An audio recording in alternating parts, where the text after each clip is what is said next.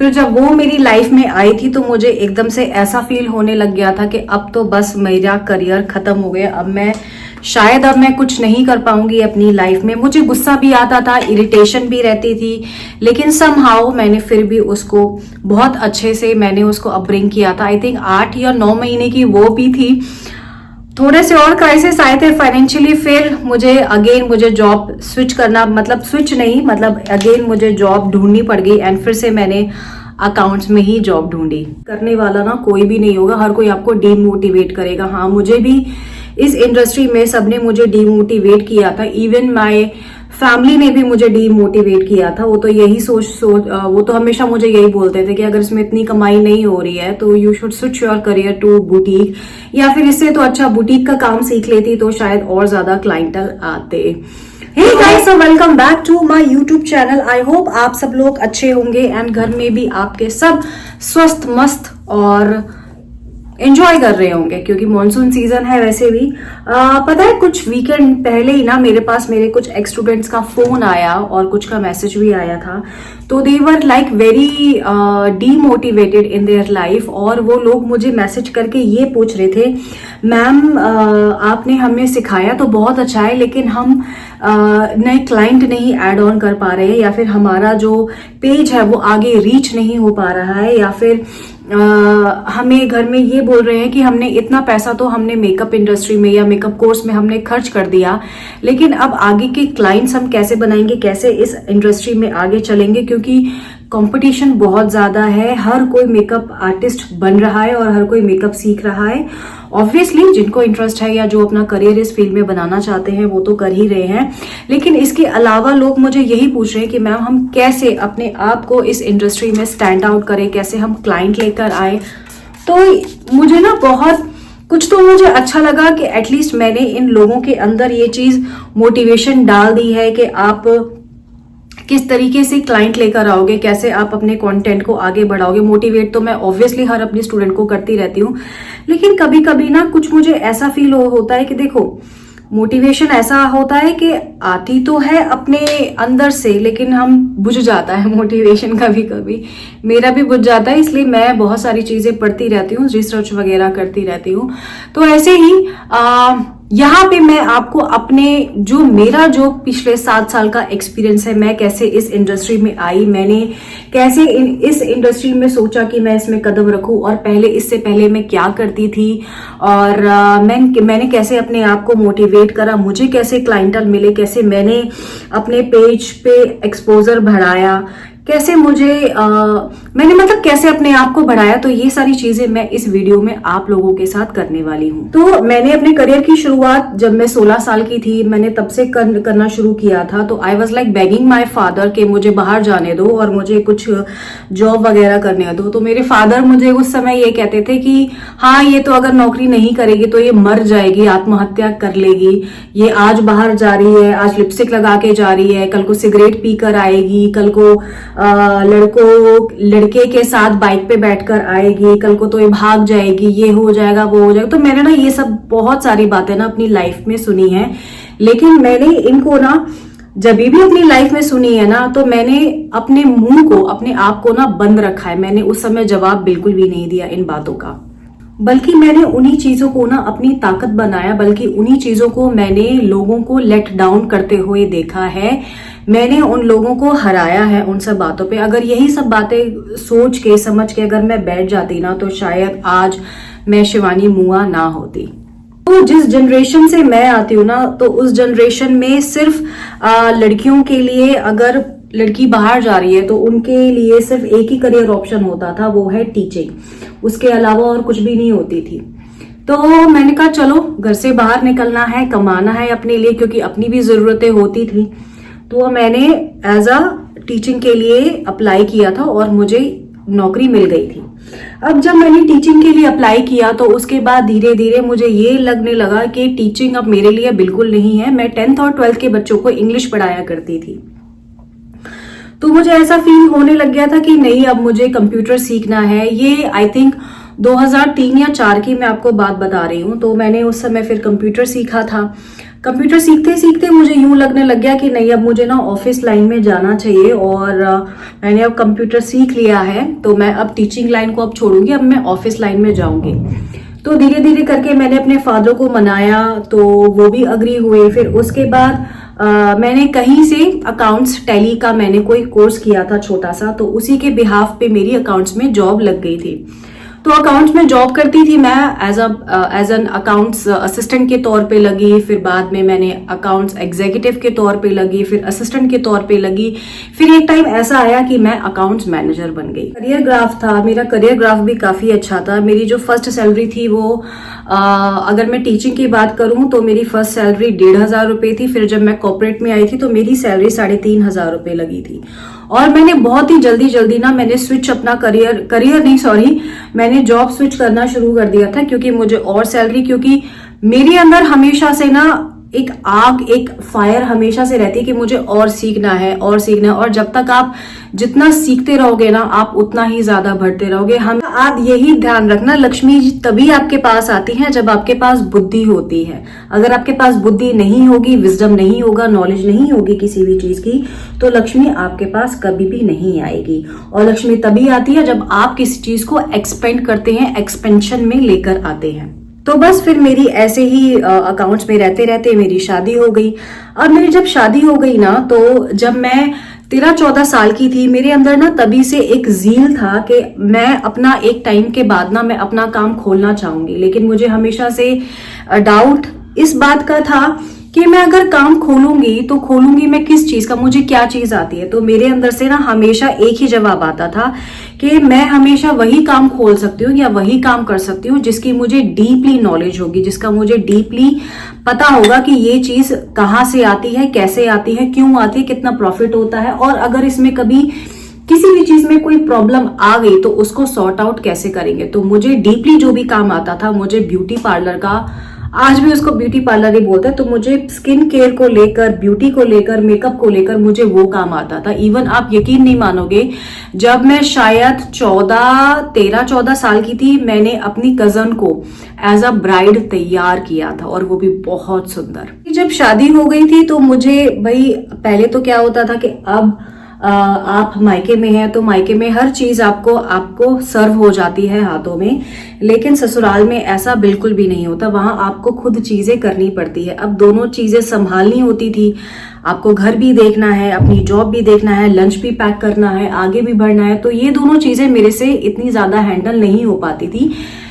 तो मैंने सोचा था कि मैं अब थोड़ा सा अपना करियर स्विच करने की मैं कोशिश करती हूँ। तो मुझे एज अ मेकअप सीखना था और साथ में स्किन केयर का भी सीखना था। और तब जब मैंने जावेद हबीब में मैंने इंक्वायरी करी थी इसकी कि मुझे ये सारे के सारे मुझे कोर्स सीखने हैं, तो तब मुझे ये पता पड़ा था कि नेल आर्ट का अलग कोर्स है, स्किन का अलग कोर्स है, मेकअप का अलग कोर्स है, हेयर स्टाइल का अलग कोर्स है। मैंने कहा इतना सारा पैसा तो मेरे पास तो बिल्कुल भी नहीं है कि मैं अलग अलग पैसा हर किसी कोर्स में मैं लगा सकूं। तो मुझे क्या चाहिए था, मुझे ऑल इन वन कोर्स चाहिए था जिसमें मुझे सारी चीजों की नॉलेज हो सकती। तो मैं कुछ ऐसा कोर्स देखती थी। तो फिर भी मैंने अपने करियर को थोड़ा बहुत और मैंने टाइम दिया। उस टाइम में मैंने सर्च करना शुरू किया था। और आपको भी पता है कि अगर कोई भी चीज आपको सर्च करनी है ना, तो आप YouTube से बेटर कोई भी प्लेटफॉर्म नहीं है। तो मैं वहां पे ना स्किन केयर को लेकर, पिगमेंटेशन को लेकर और ग्लोइंग स्किन को लेकर मैं हर समय कुछ ना मैं सर्च करती रहती कि आपको अगर ऑफिस जा रहे हो तो ऑफिस में आप किस तरीके की कैसी हेयर स्टाइल बनाओगे। तो मैं बहुत सारी चीजें सर्च भी करती थी और सर्च कर करके मैं उनको अपने ऊपर एम्पलीफाई भी करती थी, अपने ऊपर अप्लाई भी करती थी। मतलब जैसे अगर मैं ऑफिस के लिए जा रही हूँ तो मैं कोशिश करती थी कि मैंने जो कल हेयर स्टाइल देखी है मैं उसको अपनी मतलब अपने ऊपर भी मैं बना सकूं। या फिर जब मैंने कोई नई लिपस्टिक मैंने कोई देखी, लिपस्टिक का कोई नया टेक्निक देखा, तो मैं उसको कोशिश करती थी कि मैं अपने लिप्स पे उसको दोबारा करके जाऊंगी और देखती हूँ क्या क्या रिजल्ट आते हैं। और जब मैं ऑफिस उन सबको टिप्स को और ट्रिक्स को मैं जब करके जाती थी तो I got a lot of compliments. तो अब मुझे यकीन हो गया कि नहीं, अब मैं ये काम कर सकती हूँ। और इवन आप यकीन नहीं मानोगे, किसी पार्टी में ना मैं खुद तैयार होकर अपने बाल वगैरह मैं खुद करती थी, साड़ी वगैरह मैं खुद ड्रेप आउट करती थी। एंड इवन मेरी जो जितनी भी फ्रेंड्स होती थी ना, वो मुझसे फिर यही पूछती थी, तुम पार्लर से तैयार हुई हो? मैंने कहा नहीं, मैं पार्लर से तैयार नहीं हुई हूँ, मैं अपने आप खुद सेल्फ से तैयार हुई हूँ। And they all appreciated me so well. And but किस्मत ने मौका दिया नहीं मुझे कि मैं उस टाइम अपने करियर को मैं स्विच कर ली थी, क्योंकि कुछ शादी होने के बाद कुछ फाइनेंशियली क्राइसिस भी मुझे झेलने पड़े थे। तो उसके लिए एक मेरा भी एक कंट्रीब्यूशन घर में होता था। जॉब तो करना था अपनी जॉब से, लेकिन मैं प्लानिंग कर रही थी कि नहीं, थोड़ा सा इतना पैसा हो जाए, उसके बाद मैं ड्रॉप कर दूंगी यहाँ से, इतना कुछ अचीव कर लूं तो उसके बाद मैं ड्रॉप कर दूंगी। फिर एक टाइम के बाद मुझे ऐसा लगा कुछ हो नहीं रहा है, तो मैंने अपना जिस पाथ में थी, जिस करियर में थी, मैंने उसी को ही फॉलो करना शुरू कर दिया। लेकिन कहते हैं ना, जब यूनिवर्स ने आपके लिए कुछ सोचा होता है ना, तो वो आपको कुछ टाइम पहले ही उसके ना इंडिकेशंस देने शुरू कर देता है। तो मैंने ये छोड़ दिया था कि मैं अब अपने इस करियर को, या जो मैं अकाउंट्स मैनेजर थी, मैं उस करियर को भी मैं ड्रॉप करके मैं आगे एक रिस्क ले सकती हूँ। बस एनी हाउ मैं चल रही थी। और उसके बाद पता नहीं ऐसा क्या माहौल बना, सिस्टम बना के मुझे उस कंपनी से रिजाइन देना पड़ गया। बीच में ना I was pregnant and I gave birth to my loved beloved son, जिसे मैं बहुत ज्यादा प्यार करती हूँ। और वो मेरी लाइफ में आया। जब वो मेरी लाइफ में आया, फिर उसको मैंने 8 या 9 महीने, आई थिंक शायद 10 महीने तक मैंने उसको काफी उसको हैंडल करा, उसकी केयर करी, उसको मतलब बीइंग अ मदर मुझे अच्छा लगा, और मैंने काफी अच्छे से उसकी मदरहुड मैंने निभाया था। देन अगेन कुछ फाइनेंशियली क्राइसिस थे, फिर मुझे लगा कि नहीं, अब नहीं हो पाएगा। Then again I started searching for a job in same accounts field में, क्योंकि पैसा नहीं था कि मैं अपना कोर्स वगैरह। जब मेरा बेटा 9-10 महीने का था, तब मैंने फिर से जॉब करना शुरू कर दिया। और इवेंचुअली एक्चुअली मुझे पता नहीं था, जब मेरी दोबारा से मेरी जॉब लगी after this month of gap, and unknowingly I was pregnant with my another child. तो मेरे लिए एक बड़ी शॉकिंग वाली बात थी कि इतने टाइम के बाद, मतलब 50 इंटरव्यू देने के बाद, तो एक तो मेरी जॉब लगी है, और उसके बाद फिर से अगेन आई गॉट प्रेग्नेंट। और मैंने फिर वही, आई थिंक मैंने 7 या 8 महीने मैंने ही वो जॉब करी थी। फिर उसके बाद मैंने अपनी सुंदर सी प्यारी प्रिंसेस को मैंने जन्म दिया था। क्योंकि मुझे जॉब करनी सिर्फ इसलिए थी क्योंकि मुझे पैसा अर्न करना था, फाइनेंशियली इश्यूज थे, इस वजह से मुझे जॉब मुझे चाहिए थी। एंड अपनी बेटी को छोड़ के जाती थी जॉब करने के लिए। बट इवेंचुअली ना, बैक ऑफ द माइंड मेरे हमेशा दिमाग में यही रहता था कि मुझे पैसा भी कमाना है, घर भी देखना है, बच्चे भी देखने हैं, अपनी लाइफ को भी सेटल करना है। एंड मुझे एक बहुत अच्छी लाइफ चाहिए, एक अच्छे क्या बोलते हैं उसको, मतलब हिंदी में क्या बोलते हैं उसको, मतलब एक हर चीज को एंजॉय करते हुए मुझे ऐसी लाइफ चाहिए थी। तो ऐसी लाइफ तो आपको जॉब से बिल्कुल भी नहीं मिल सकती है। ऐसी लाइफ तो आपको तभी मिल सकती है, या तो आपका बहुत बड़ा बिजनेस हो, या तो आप अपना काम करते हो, या फिर आपके बैक पे पैसा हो, बैक एंड में पैसा हो। लेकिन मेरे बैकग्राउंड में कहीं पे भी पैसा नहीं था। ना मेरे फैमिली में था, ना मेरे फादर के एंड से था, ना मेरे एक्स हस्बैंड के साइड से था। तो कहीं पे भी पैसा नहीं था। तो मुझे अपने पैरों पे खड़े होना, ये मेरे लिए करिश्मा उसे क्या कहते हैं, कि कहते हैं ना कि जब आपकी किस्मत में कोई चीज होती है ना, तो यूनिवर्स आपको बार बार वहीं पे ढकेलने की कोशिश करता है। तो जब मेरी बेटी हुई, तो उसके बाद भी मैंने वहां पे शायद 6 या 8 महीने, 8 भी मैं बहुत ज्यादा बोल रही हूँ, 6 या 7 महीने के आसपास मैंने अकाउंट्स में मैंने जॉब करी, एक लॉन्ग गैप के बाद। और फिर वहां से कुछ ऐसी सिचुएशन बन गई कि मुझे ड्रॉप करना पड़ गया, और मैंने वहां से रिजाइन कर दिया। और रिजाइन के बाद कुदरत का करिश्मा देखो, मुझे आगे जाना है, मुझे अपना करियर स्विच करना है, मुझे अपना करियर किसी और फील्ड में बनाना है, लेकिन कुदरत बार बार वही डायरेक्शन मुझे दे रही है कि नहीं, आप जॉब करो। जब मैंने वो अपनी लास्ट जो अपनी जॉब छोड़ी थी, उसके बाद अगेन एक महीने के अंदर मुझे एक दूसरी जॉब मिल गई थी, जिसकी स्टार्टिंग सैलरी 30 या 35,000 के आसपास बिटवीन में थी, एंड वहां पे मैं एज अ सीनियर मैनेजर की पोस्ट पे थी।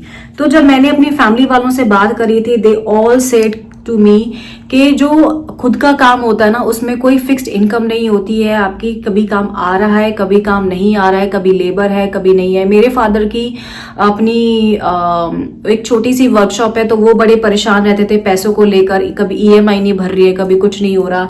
ऐसे ही मेरे जो एक्स हस्बैंड है, उनके भी साथ ऐसे ही था, लेबर नहीं है, पैसा घर पे नहीं आ रहा है, पैसा बाहर जा रहा है, लेबरों पे जा रहा है। तो मेरे पास मुझे इतने सारे चीजें मिल चुकी थी ना कि अपना काम मत करो, एटलीस्ट जो सैलरी आ रही है, जो जॉब आप कर रहे हो, वही सबसे ज्यादा सही है, क्योंकि 30-35 हजार रुपए एटलीस्ट आपके घर आ रहे हैं, जिससे थोड़ा सा घर रन हो सकता है।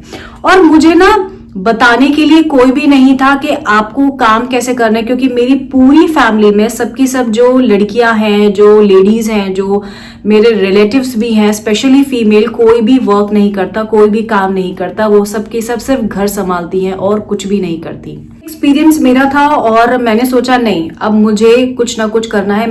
मैं अड़ी रही थी, अपने हस्बैंड से भी मैं लड़ी 3-4 दिन, अपने एक्स हस्बैंड से मैं लड़ी और 3-4 दिन मैंने अपना मुंह बनाया था, लेकिन स्ट्रेट अवे साथ साथ में मैं गूगल में सर्च भी करती रहती थी कि मैं ऐसा कहाँ से मैं कोर्स करूं जो कि रीजनेबल भी हो, मुझे लॉन्ग ड्यूरेशन भी मिले और मुझे रूट से सिखाया जाए।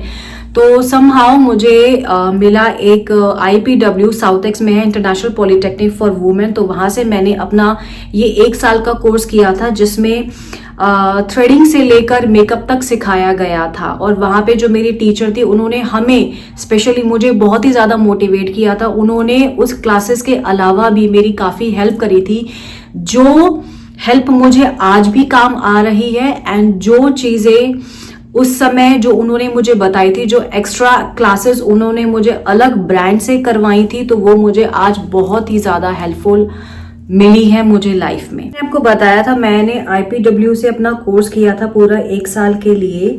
एंड वहां पे जब मैं अपनी टीचर से, अपनी एजुकेटर से मैं क्वेश्चंस वगैरह करती, तो वो मुझे यही चीज बोलती थी कि तुम ना बहुत ज्यादा एडवांस क्वेश्चंस करती हो। तो मैं बड़ी शॉक्ड होती थी। मैं ये सोचती, मैडम मेरी तारीफ कर रही हैं कि मेरी टांग खींच रही हैं। तो मैंने उनको बताया कि मुझे ऐसे ऐसे क्वेश्चंस इस वजह से आते हैं क्योंकि मैं यूट्यूब चैनल देखती हूँ। तभी मैं कहती हूँ ना कि यूट्यूब चैनल पे देखने से अच्छा है, देख भी रहे हो आप, लेकिन उसके साथ साथ ना उन चीजों को ना अपनी लाइफ में इम्प्लीमेंट भी किया करो। और उसी के साथ साथ जब मैंने अपना कोर्स किया था, तो मेरे एक्स हस्बैंड ने मुझे रिकमेंड किया था कि आप एक काम करो, आप किसी पार्लर में भी एज अ ट्रेनी के तौर पे जाओ, वहां से भी सीख लो, तो आपको ना दोनों का एक्सपोजर मिल जाएगा। क्योंकि जब हम कोई भी स्टडी करते हैं, तो एज अ हमें स्टडी के तौर पे उसे सिखाया जाता है, नॉट एज अ प्रैक्टिकल। तो जब मैं वहां पे भी गई थी किसी छोटे से पार्लर में सीखने के लिए, तो वहां पे भी कुछ भी चीजें होती थी, तो वो यही बोलते, तुझे तो ये पहले ही आता है, तुझे तो ये पहले ही आता है। तो मैंने कहा हाँ भाई, मुझे आता है सब कुछ पहले से ही, लेकिन how to handle the clients, how to communicate with them back end पे मुझे सब चीजें आती। मुझे वैक्सिंग करनी आती, थ्रेडिंग करनी आती थी, मेकअप करना आता था, हेयर स्टाइल करनी आती थी, सब कुछ चीजें मुझे आती थी। लेकिन हाँ, कुछ एडवांस चीजें थी जो मैंने वहां पे जाके सीखी थी, जैसे केमिकल का जितना भी काम होता है, केराटिन हो गया, बोटॉक्स हो गया, हेयर कलर हो गया, आपका स्ट्रेटनिंग होगी, तो ये सब चीज़ें मैंने वहीं पे जाके सीखी। और इसके अलावा भी मेरी जो मेंटोर थी चित्रा मैम IPW में, तो उन्होंने काफ़ी मेरी हेल्प करी थी। तो उनसे मुझे हेयर के बारे में जो नॉलेज हुई है, वो बहुत ही ज़्यादा अमेजिंग। बात करते करते ना खराब हो गया, कोई बात नहीं। तो मुझे best student of the year का अवार्ड मिला था। मुझे वहाँ की जो प्रिंसिपल थी, उन्होंने भी मुझे काफ़ी हद तक कॉन्ग्रेचुलेशन किया था। वो वैसे तो हर किसी के नाम जानती नहीं है इतना, लेकिन उनको मेरा नाम अच्छे से याद होता है, क्योंकि ऑब्वियस बात है कि जब आप कुछ अच्छा करते हो ना, तो लोग आपका नाम जरूर ध्यान रखते हैं। तो जैसे ही मेरा कोर्स खत्म हुआ था, फिर क्या था, मुझे अपना पार्लर खोलना था, अपना स्टूडियो खोलना था, लेकिन इतना पैसा नहीं था। तो I requested my ex husband के भाई आप एक काम कर दो, अब मैं एक काम करती हूँ, हमारे पास इतना पैसा नहीं है तो कोई बात नहीं, मैं कहीं पे जॉब कर लेती हूँ, एंड जॉब करके जो एक्सपीरियंस होगा या फिर जो पैसा वगैरह मैं सेव कर लूंगी, तो उससे हम लोग खोल लेंगे। तो वहां पे उन्होंने मुझे ये बोला था कि नहीं जॉब नहीं करनी है, तुम जॉब नहीं करोगे, क्योंकि ऑल दो उनके दिमाग में यही था कि है तो पार्लर वाला काम, और पार्लर वाले काम को कोई भी पसंद नहीं करता है। इवन जब मैं स्टार्टिंग में, जब मैं छोटी थी 16-17 साल की, मैंने अपने फादर को भी मैंने यही चीज बोली, तो मेरे फादर उस समय भी यही चीज बोलते थे, ये ना काम अच्छा नहीं होता, बेकार काम है, इसमें ना लड़कियों का करेक्टर खराब हो जाता है, लड़कियां खराब हो जाती है। मुझे तो ये समझ में नहीं आता क्या खराब हो जाता है, कुछ खराब नहीं हो जाता, सब चीजें ऊपर वाले के ऊपर होती हैं। एंड हर किसी की चीज, हर किसी का लाइफ पाथ ना बहुत ही डिफरेंट होता है। और ऐसा नहीं है कि अगर कोई लड़की अगर घर से बाहर निकले तो उसका करेक्टर खराब ही होगा। अगर कोई लड़की ब्रांडेड कपड़े पहन रही है तो वो डेफिनेटली किसी के साथ गई होगी बाहर, या किसी और ने दिलाए होंगे। नहीं, ऐसे नहीं होता। Girls are so independent, women are so independent के मुझे तो पैसा अगर मेरा हो और मैं अगर अपने ऊपर खर्च कर रही हूँ तो मुझे बहुत ही ज्यादा अच्छा लगता है। तो कहीं ना कहीं से कुछ जुगाड़ हो गया पैसे का, और मेरा खुद का पार्लर खुल गया, और मैं बहुत ही ज्यादा खुश थी। एंड उस समय मुझे कोई एक्सपीरियंस नहीं था, मुझे ये नहीं पता था कि पार्लर रन कैसे करना है, क्लाइंट कैसे लाना है। मुझे ना सब यही चीज बोलते थे कि एक काम कर, किसी ना एक्सपीरियंस लड़की को बिठा ले और खुद अपना करते जाओ।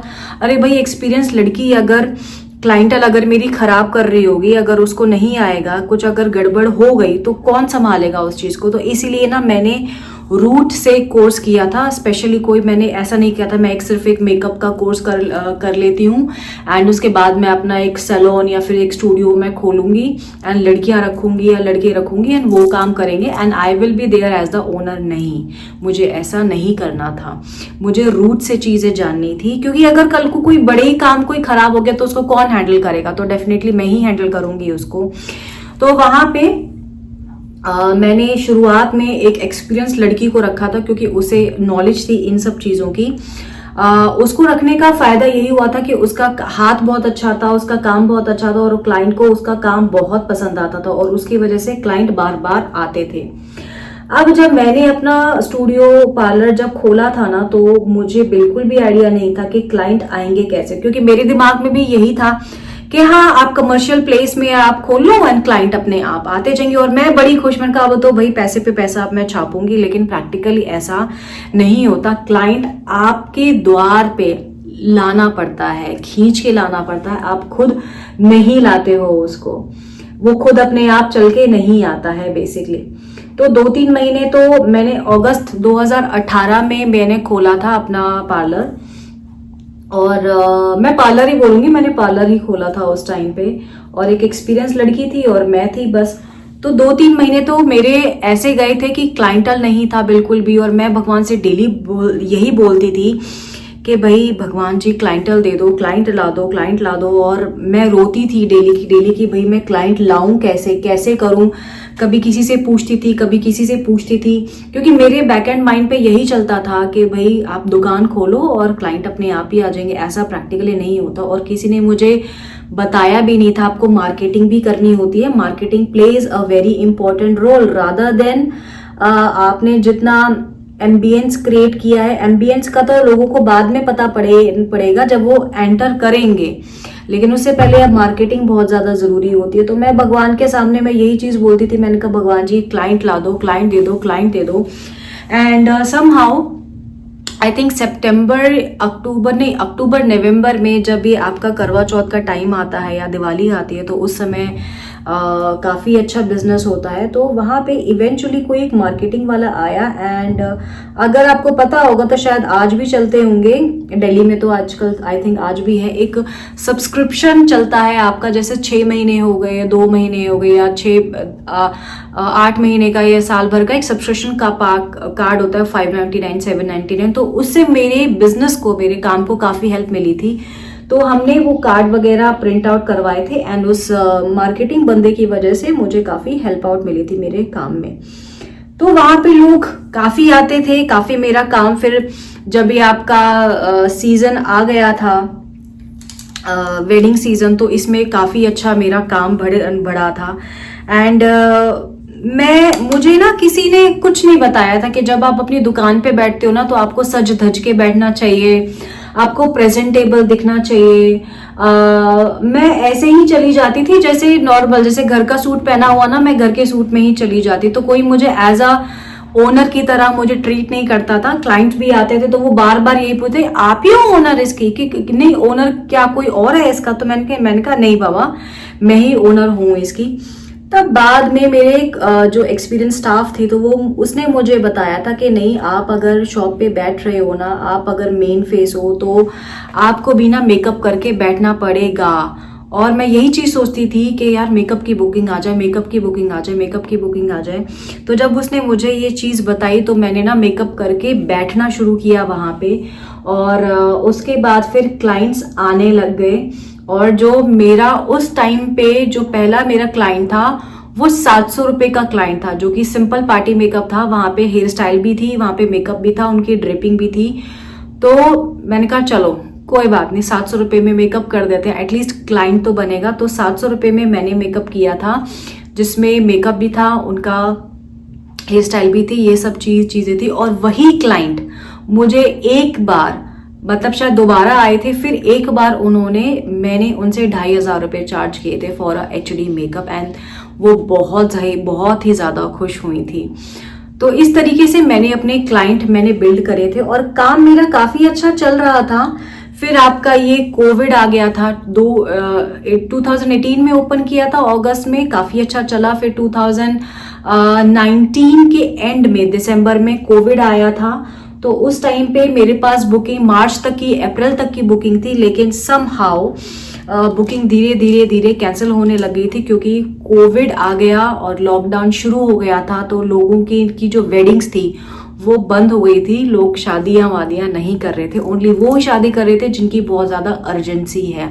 तो काफी हमें लॉस हुआ था एंड हमारा शटर खोलते होना। और स्पेशली तब जब आपकी फैमिली में कोई प्रीवियस किसी के पास एक्सपीरियंस नहीं होता।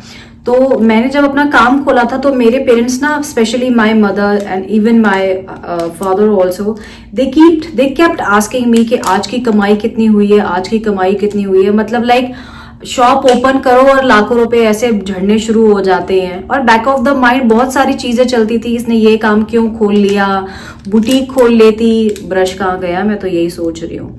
बुटीक खोल लेती तो उसमें ज्यादा पैसा होता, उसमें ज्यादा क्लाइंट आते, इसमें तो अर्निंग भी नहीं हो रही है, 5 लाख रुपए भी लगा दिए हैं। So on and on. हालांकि मेरे ऊपर तक बात नहीं आती थी, क्योंकि मैं बातें ये सब सुनती नहीं थी। और कोई अगर मुझसे ऐसी बातें बोलता था मेरे काम के बारे में तो मुझे बहुत ही ज्यादा गुस्सा आता था।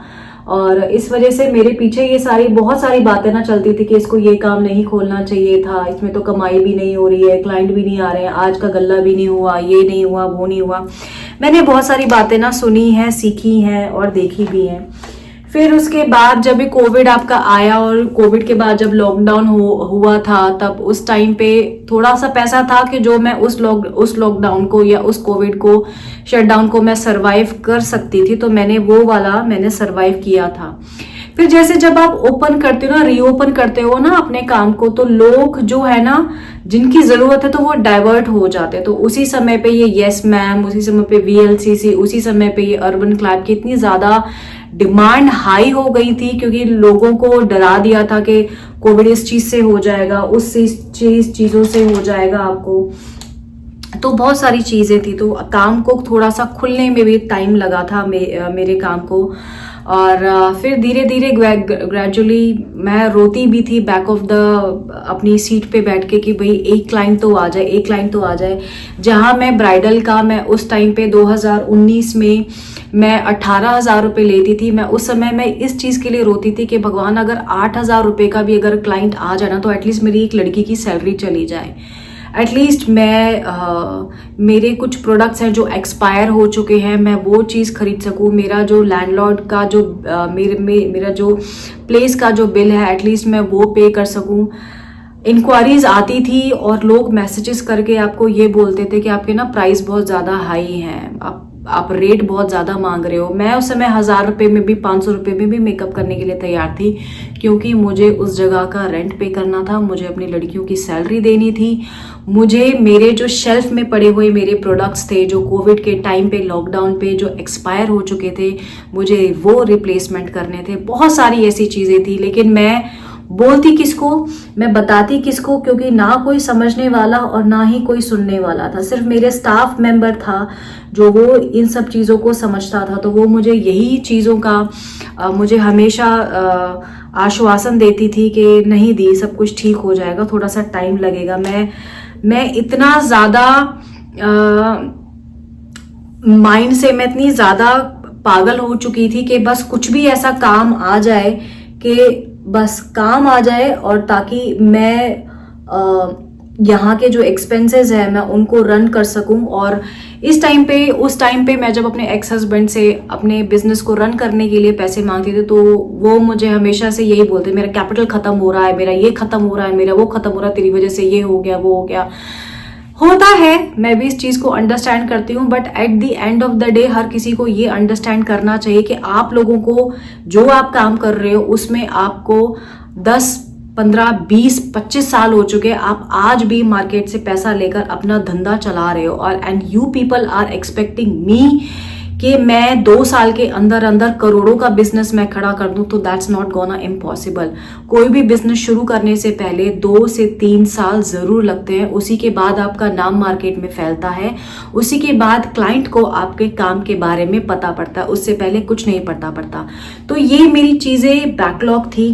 फिर उसके बाद थोड़ा सा काम बढ़ा और इतनी भगवान की दुआ हो गई कि मुझे किसी से पैसे नहीं मांगने पड़े अपने पार्लर को रन करने के लिए। भगवान ने मुझे इतना काम दिया और मैं अपने पार्लर को बहुत ही अच्छे से मैं रन कर सकती थी। मैं अपनी स्टाफ की सैलरी, अपने प्रोडक्ट की, इवन अपने एक्सपेंसेस भी मैं खुद निकाल लेती थी, तो मुझे किसी से पैसों की ज़रूरत नहीं पड़ती थी। लेकिन अगर आपको याद होगा 2020 में और 2021 में दोबारा से लॉकडाउन लगा था, दोबारा से कोविड आया था। समहाउ मैं इतनी सारी चीज़ों के बावजूद भी मैं अपना काम सरवाइव कर रही थी। उसी के बीच में मैंने अपने आप को काफ़ी चेंज किया था एज पर क्लाइंट के हिसाब से, क्योंकि लोगों के पास बहुत ही अच्छे क्लाइंट आते हैं जिनकी बहुत ही ज़्यादा ड्रेस बहुत अच्छी है, क्लाइंटल बहुत अच्छा है, सुंदर है, मेकअप बहुत अच्छा हुआ पड़ा है। और मेरे पास ना क्लाइंट्स ऐसे आते थे जो मैच्योर स्किन वाले होंगे, जिनकी स्किन में प्रॉब्लम होंगी या पिगमेंटेशन होंगे। तो भगवान ने मुझे यही चीज बोली थी कि तुम ना थोड़ा दुख से निकलो, थोड़ा दर्द से निकलो। अच्छी चीजें तो हर किसी को अच्छी लगती हैं, और अच्छी चीजें और सिंपल चीजें हर कोई सरवाइव कर पाएगा, लेकिन ये सारी चीजें सरवाइव नहीं कर पाएंगे। तो मैं लोगों के पेज पे जाती थी, देखती थी कि भाई इसके पास तो इतनी अच्छी क्लाइंट है, इसके पास तो इतना अच्छा काम है और इसका पेज भी बहुत अच्छा है, तो मेरा पेज क्यों नहीं अच्छा हो रहा, मेरे पास क्या ऐसी प्रॉब्लम आ रही है, क्यों मेरा काम नहीं बढ़ रहा है। बाद में मुझे समझ में आया कि ऐसा चीजें क्यों हो रही हैं मेरे साथ। ऐसा इसलिए हो रहा है क्योंकि मैंने अपने ऊपर काम नहीं किया हुआ था। एक आप स्टूडियो खोल दो, पार्लर खोल दो, लेकिन अगर अब खुद ही आप मोटे होके, खुद ही आप कुछ भी पहन के स्टूडियो के या पार्लर के लिए जा रहे हो, तो ऐसे काम नहीं चलता है। आपको खुद भी प्रेजेंटेबल होना होता है। तो मैंने अपनी ड्रेसिंग चेंज करी, मैंने अपना लुक्स पे मैंने बहुत ज़्यादा ध्यान दिया, अपने बाल कलर करवाए, अपना वेट लॉस करा, अपनी कम्युनिकेशन पे मैंने वर्क करा, अपनी स्किल्स पे मैंने वर्क करा। उसके बाद मैंने धीरे धीरे अपने काम में, अपने अंदर, अपने स्टूडियो में मैंने काफ़ी ज़्यादा इम्प्रूवमेंट देखी। और इसी के साथ साथ जब मैंने इम्प्रूवमेंट देखी तो काफ़ी हद तक मेरे पास फिर एक टाइम ऐसा भी आया कि मेरे पास यूएस से क्लाइंट आते थे, कनाडा से क्लाइंट आते थे, ऑस्ट्रेलिया से क्लाइंट आते थे, और मैं बहुत ज़्यादा खुश होती थी कि ये जब लोग यहाँ पर आते हैं, लोगों की वेडिंग्स होती हैं, तो ये लोग मुझे सर्च करते हैं। फिर मेरा नाम और ज़्यादा फैलने लग गया। फिर जब कोविड में आया तो वहाँ पे फिर से एक ड्रॉबैक आया मेरे लिए, और मैं वो कोविड सर्वाइव नहीं कर पाई, और वहाँ पे मुझे ये बोला गया कि अपने पार्लर आप बंद कर दो, जो भी सारा सामान है ना बेच दो। चल, किसी को क्या पता था कि जो धीरे धीरे जो मैं स्टेप चल रही थी वो मेरे काम में आ रहे थे। मुझे पता था कि मैं क्या कर रही हूँ, मैं कहाँ पे मेरे पास क्लाइंट नहीं थे, कहाँ मैं एक ऐसी स्टेज पे पहुंची थी कि जहाँ पे मैं जो पैसा अपने क्लाइंट से मांगती थी कि जो पैसा मैं उनसे आस्क करती थी वो पैसा मुझे देते, क्योंकि उनको पता था कि इनके पास जो प्रॉब्लम है या ये जिस सॉल्यूशन के लिए मेरे पास आए हैं मैं उन चीज़ों को बिल्कुल डिलीवर करूँगी। और वो जो ड्रॉबैक था मैं वो ड्रॉबैक सरवाइव नहीं कर पाई थी। और वहाँ पे मुझे फिर एक यही चीज़ बोली गई कि तुम छोड़ दो, पार्लर बेच दो अपना, किसी और को बेच दो, तो सस्ते में भी बिक रहा है तो बेच दो। लेकिन मेरे अंदर एक ज़ील थी कि मुझे मेरा पार्लर बेचना नहीं है, मुझे मेरे जो इक्विपमेंट्स है, मेरे जो चीज़ें हैं, मैंने बहुत इकट्ठी करी हैं, सर्च कर करके कहाँ कहाँ जा जाके मैंने ये चीज़ें प्रोक्यूर करी हैं, लोगों से फ़ोन करा है, जो लोग बेचते हैं ना उनकी तड़ियाँ भी मैंने सुनी है despite paying them the money. तो मैंने कहा हम एक काम करते हैं, कोई ऐसा घर ले लेते हैं जहाँ पे मैं अपना घर भी देख लूंगी एंड साथ साथ बच्चों को भी देख लूंगी और साथ साथ मैं अपना काम भी कर लूंगी। तो वहां से फिर मैंने दूसरी जगह पे शिफ्ट करा। उसको थोड़ा सा टाइम लगा लोगों को मनाने में, एंड बैक ऑफ द चीजें बहुत कुछ गड़बड़ हो चुकी थी मेरी फैमिली में मेरे काम को लेकर, बिकॉज सपोर्ट के नाम पे कोई खड़ा नहीं होता, सामने से सिर्फ सबके सब बातें करते हैं कि हाँ ठीक है, लेकिन back of the mind, back of the wall, बहुत बैक ऑफ द कर्टेन बहुत सारी चीजें चल रही थी। तो समहाउ मैंने भी वहां पे मैनेज करा, मैंने दूसरी जगह पे ओपन करा नया बड़ा घर लेकर। तो वहां पे भी मैंने बहुत ही अच्छे क्लाइंट बना लिए, क्योंकि ऑलरेडी मेरा पेज था इंस्टाग्राम पे, ऑलरेडी मेरे क्लाइंट्स हैं, तो उन्होंने मेरी पर्सनल लाइफ में कुछ ऐसी प्रॉब्लम्स आई तो मुझे वहां से मतलब मैं और मेरे एक्स हस्बैंड सेपरेट हो गए और मेरे पास और कुछ भी नहीं था सिर्फ इस काम के अलावा। और मुझे मेरे एक्सपेंसेस रन करने थे, मुझे मेरे बच्चों को फीड करना था और बहुत सारी ऐसी चीज़ें थी। तो मेरे पास एक ऑप्शन यही आता था कि मैं इस करियर को स्विच कर देती हूँ। फिर मैंने सैप भी सीखा था कि चलो अब सैप सीख लेती हूँ, अब जॉब कर लूँगी, शायद ये बिजनेस या ये काम मेरे लिए नहीं बना हुआ, या फिर पता है क्या, सपोर्ट करने के लिए ना लोग नहीं होते हैं आपको, हमेशा डीमोटिवेट करने के लिए आपको चौराहे पे छोड़ो, अपने घर से ही शुरुआत होती है लोगों की।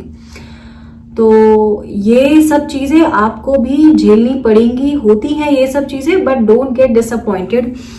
और फिर बस भगवान ने कुछ ऐसा किया कि अब यही फील्ड है तेरे लिए और कोई फील्ड नहीं है। मैं उनसे सेपरेट हुई और मेरी लाइफ काफ़ी अच्छी हुई उसके बाद। एंड अब मैं एक गुड़गांव में अपना एक स्टूडियो छोटा सा लेकर अब बैठी हुई हूँ। यहाँ पे मैं खुद का कंटेंट बनाती हूँ एंड अब मैंने यूट्यूब पे भी अपना कंटेंट बनाना शुरू करा है। और यहाँ के क्लाइंट्स भी बहुत ही प्यारे, बहुत ही अच्छे हैं, जो कि आपकी सर्विस को, आपकी चीज़ों को समझते हैं and they don't bargain with you. तो इस बीच में ना मेरे अंदर भी बहुत सारे ट्रांसफॉर्मेशंस आए हैं, मैंने बहुत लोगों के चेहरे देखकर हैं, अपने काम को भी लेकर मैं ना हर बार अगर इतनी सारी चीजें आई है ना मेरी लाइफ में, तो मैं किसी भी पॉइंट पे ना डीमोटिवेटेड नहीं हुई हूँ। कभी कभी डीमोटिवेट अगर हो भी जाती थी ना, तो पता नहीं, मैं अपनी प्रोफाइल को चेक करती थी, मैं अपनी प्रोफाइल को देखती थी, मैंने कहा 7 साल में 15 अप्रैल 2018 से उठ के मैं अगर यहाँ पर आई हूँ तो डेफिनेटली यूनिवर्स ने या भगवान ने कुछ ना कुछ सोचा ही होगा। और अब आप अगर मेरे पेज को देखते हो ना, तो आपको पता पड़ेगा कि मेरी लास्ट पोस्ट, मेरा लास्ट मेकअप कैसा था, मैं उस समय कैसी दिखती थी और अब मैं कैसी दिखती हूँ, या अब मेरे क्लाइंटल कैसे हैं, अब मेरा मेकअप कैसा है। तो मैं बस यही चीजें आप सबसे बोलने वाली हूँ कि लाइफ आपको ना टेस्ट करती है, लाइफ आपको ये देखना चाहती है कि आप जो चीज चाह रहे हो, जो चीज मांग रहे हो, क्या वाकई में आप उसके काबिल हो कि नहीं हो। और जब ये पता पड़ जाता है कि इसको तकलीफें दो, इसको प्रॉब्लम्स दो, अगर ये सरवाइव कर पाएगी या कर पाएगा तो ही ये फील्ड उसके लिए है, अदरवाइज ये फील्ड उसके लिए बिल्कुल भी नहीं है। तो वही आपको मोटिवेट खुद से होना पड़ेगा। आप ये मत सोचो कि मोटिवेट करने के लिए आपको कोई और एजुकेटर आएगा, कोई और आपको हेल्प करेगा। Nobody is going to help you besides you only. आप मोटिवेट होने के लिए सेल्फ इंप्रूवमेंट की बुक पढ़ें, बाहर जाएं, वॉक करें, जिम जाएं, अपने आप से बातें करें, जर्नलिंग करें। ये सारी चीजें हैं खुद को मोटिवेट करने के लिए। अदरवाइज अगर आप ये सोचो कि आपका पार्टनर आपको मोटिवेट करेगा, आपके फैमिली वाले मोटिवेट करेंगे, so nobody is going to motivate you. मैं ये मानती हूँ कि हाँ, कुछ लोगों के फैमिली वाले होते हैं ऐसे जो उनको मोटिवेट करते हैं, जो इन सब उनकी बहुत ज़्यादा हेल्प आउट करते हैं, बट कुछ के नहीं होते, and that's all a part and parcel of life. और ये होना ना होना, इट्स ऑल थिंग। तो ये मेरी एक लाइफ की जर्नी है और यहीं से मैं उठी हूँ और इसने ही मुझे शिवानी मुआ बनाया है। और आज मैं अपना काम खुद करती हूँ और आज मेरे पास भगवान की कृपा से बहुत ही सारे क्लाइंट्स हैं। मैं एजुकेशन भी देती हूँ, एवरी मंथ या हर 2 महीने में मैं अपना एक मेकअप कोर्स निकालती हूँ, सेल्फ मेकअप भी सिखाती हूँ, यूट्यूब पे भी काम करती हूँ, एंड वेडिंग सीजन में मेरे पास बहुत सारे क्लाइंट्स भी आते हैं और होते भी हैं। तो ये सारी चीज़ें हैं जो मैंने सीखी हैं अपनी लाइफ से, एंड अपार्ट फ्रॉम दैट बस भगवान से इस चीज़ की इच्छा अब मैं रखती हूँ कि अब बस मेरा एक स्टूडियो किसी कमर्शियल प्लेस में खुल जाए, ताकि जो और भी जो सर्विसेज है, ताकि मैं और अपनी ब्रांचेस फैला सकूं, ताकि मैं और अपने पर फैला सकूं। चीज़ें हैं जो मैं हमेशा से अपनी लाइफ में चाहती थी।